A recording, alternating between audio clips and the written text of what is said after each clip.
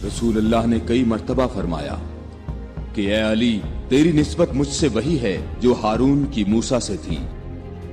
क्या मैं तुम्हें ऐसी चीज बताऊं कि अगर जिसका दामन थामे रहो तो मेरे बाद हरगिज गुमराह न होगे।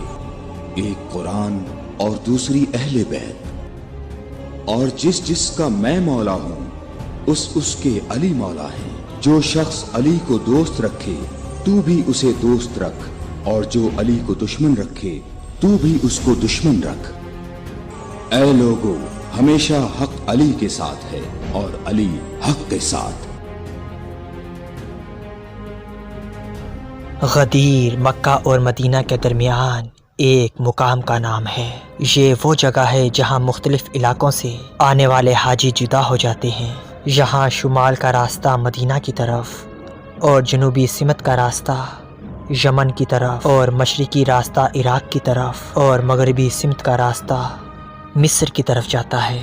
आज गदीर नामी ये जगह गुमनाम हो चुकी है, लेकिन माजी में एक दिन यही सरजमीन तारीख़ इस्लाम के एक अजीम और अहम वाक़ये की गवाह थी।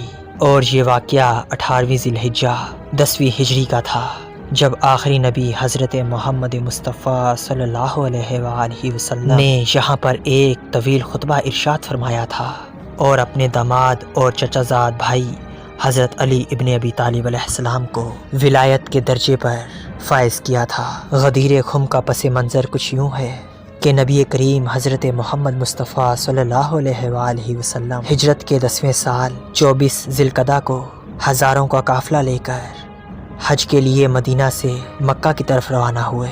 चूँकि ये आप सल्लल्लाहु अलैहि वसल्लम का आखिरी हज था, इसलिए ये हज हज्जतुल विदा के नाम से मशहूर हुआ, जिसमें 90,000 से ज़्यादा सहाबा इकराम मौजूद थे।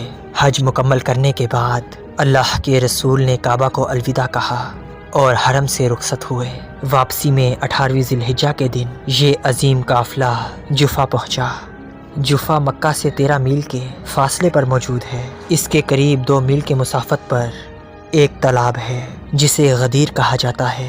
ये मुक़द्दस काफ़िला जब गदीर के करीब पहुँचा तो जिब्राइल अमीन वही लेकर नाजिर हुए और रसूल अकरम सल्लल्लाहु अलैहि वसल्लम के पास अल्लाह का ये हुक्म पहुँचाया कि आपको इस मुकाम पर हज़रत इमाम अली अलैहिस्सलाम की विलायत का ऐलान फरमाना है।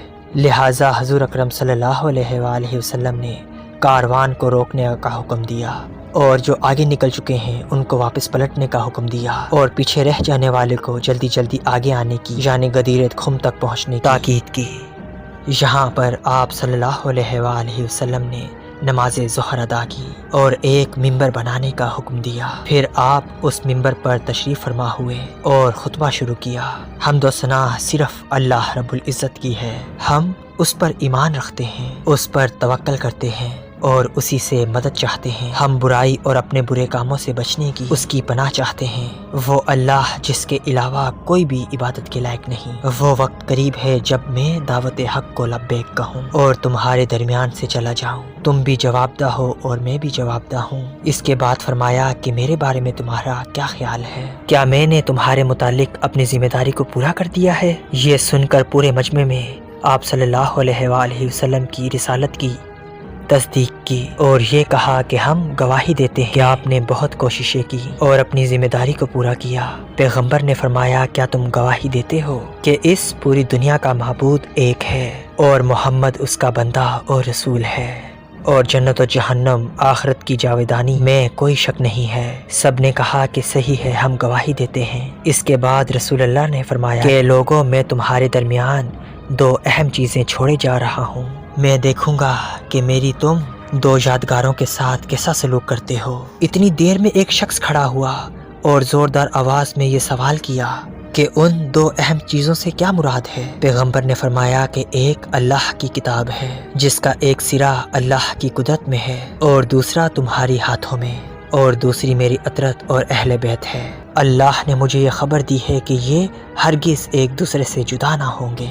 ए लोगों, कुरान और मेरी अहले बैत पर सबकत ना करना और दोनों के हुक्म की तामील में कोई कोताही ना करना, वरना हलाक हो जाओगे। अल्लाह के रसूल ने इमाम अली अलैहिस्सलाम की तारीफ़ की। ए लोगों, ये अली है तुम में से सबसे ज़्यादा मेरी मदद करने वाला और ये मेरे सबसे ज़्यादा करीब तर اور میری نگاہ میں سب سے عزیز تر ہے، اور یہ دین خدا کا مددگار اور رسول اللہ کا دفاع کرنے والا، متقی، پاکیزہ صفت، ہادی اور مہدی ہے۔ اس علی سے بیزار نہ ہو جانا اور اس کی ولایت کا انکار نہ کر دینا۔ یہ وہی حق کی طرف ہدایت کرنے والے، حق پر عمل کرنے والے، باطل کو فنا کر دینے والے اور اسے روکنے والے ہیں۔ اس کے بعد آپ صلی اللہ علیہ وآلہ وسلم نے فرمایا کہ مومنین پر خود سے زیادہ صداوار کون ہے؟ تو سب نے فرمایا کہ اللہ اور اس کے رسول خوب جانتے ہیں۔ تو بس آپ صلی اللہ علیہ وآلہ وسلم نے فرمایا کہ اللہ میرا مولا ہے اور میں مومنین کا مولا ہوں، اور میں ان کی نفسوں پر ان سے زیادہ حق رکھتا ہوں۔ بس اتنی دیر میں اللہ کے رسول نے امام علی علیہ السلام کا ہاتھ بلند کیا، اور وہ ہاتھ اتنا بلند کیا کہ دونوں کی بغلوں کی سفیدی نظر آنے لگی۔ بس اللہ کے رسول نے فرمایا کہ اے لوگو، جس کا میں مولا ہوں اس کا یہ علی مولا ہے۔ اے اللہ، اس شخص کو اپنا دوست رکھ جو علی کو دوست رکھے، اور اس کو دشمن رکھ جو علی کو دشمن رکھے۔ اس سے محبت کر جو علی سے محبت کرے، اور اس کو رسوا کر جو علی کو رسوا کرے، اور حق کو ادھر موڑ دے جدھر علی ہے۔ بس غدیر خم کے موقع پر اللہ کے رسول نے اپنی امت کو یہ واضح پیغام پہنچایا کہ نبی پاک صلی اللہ علیہ وآلہ وسلم کے بعد اور حق کا سرپرست امام علی علیہ السلام ہیں، اور آپ کی اہل بیت ہوں گے۔ امام علی اور آپ کی اولاد ہم پر جان و مال سے زیادہ حق رکھتے ہیں۔ بے شک یہی حق اور سچ کا راستہ ہے۔